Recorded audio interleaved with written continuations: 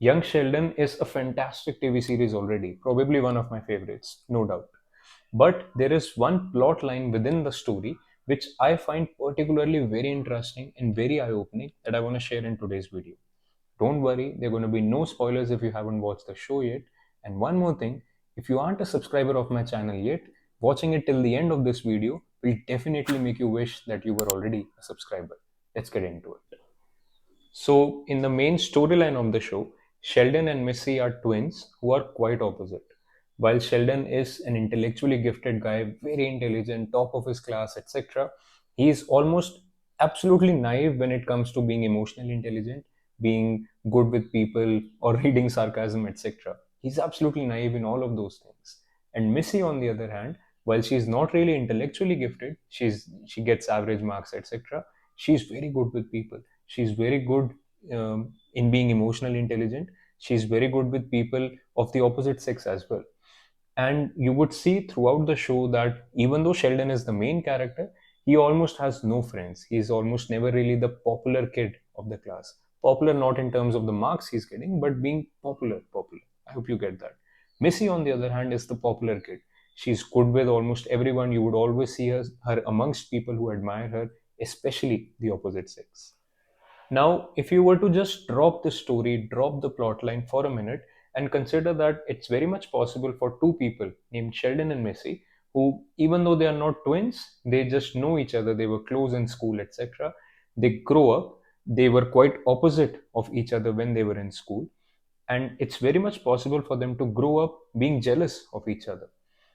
Missy could grow up feeling that even though she is successful in the relationship she's in, even though she has had a string of boyfriends, etc., and has always been admired by even girls around her, etc., she could feel that she could have really used the dedication and the focus with which Sheldon used to study in his formative years, and that could have helped her in her career, etc. It's very much possible for her to feel that. And by the same token, it's also very much possible for Sheldon to grow up being jealous of Amy.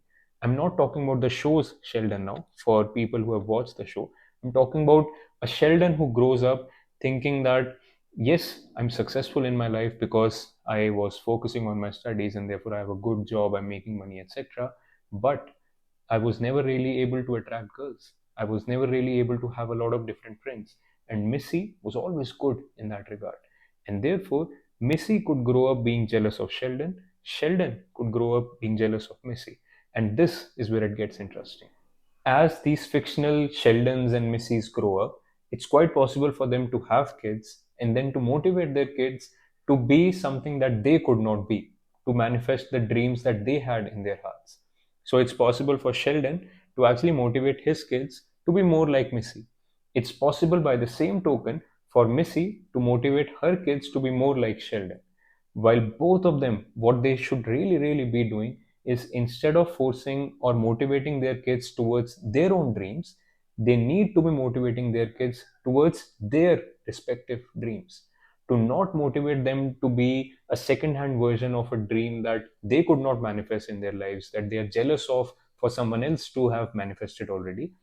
Rather than that, they should be motivating their kids to manifest a first hand version, a unique version of the dream that they hold in their hearts.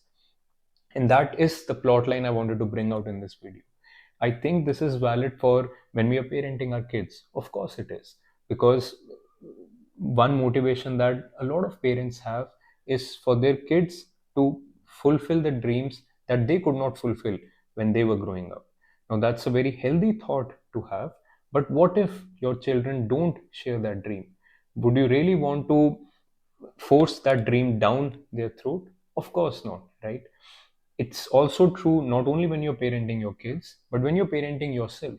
Because quite often we sometimes try to jam a dream down our throats, which are not really our own dreams, which are dreams that the society or the cultures or the rituals or the parents or the teachers or the friends, people around us, culture around us, almost has inscribed into our own minds.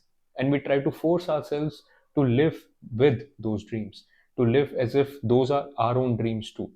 And at some point in our lives, we have to get out of that And that is when we realize that we now have to parent ourselves. Almost we have to parent ourselves. And at that moment also, instead of forcing that particular dream, which is not really your dream, instead of forcing that dream on you, you should rather motivate yourself to be an authentic version of what you are at the core of your being. And again, if you are it's also applicable if you're in a relationship with someone whose life you can influence, whose decisions and actions you can influence. Instead of forcing or motivating them towards your own dream, motivate them towards a dream that they hold in their heart. If you can actually let someone and motivate someone to be an authentic version of themselves, I think we'll be okay. This entire topic of being yourself always reminds me of one of my most favorite songs ever, Make Your Own Kind of Music by Mama Cass Elliot.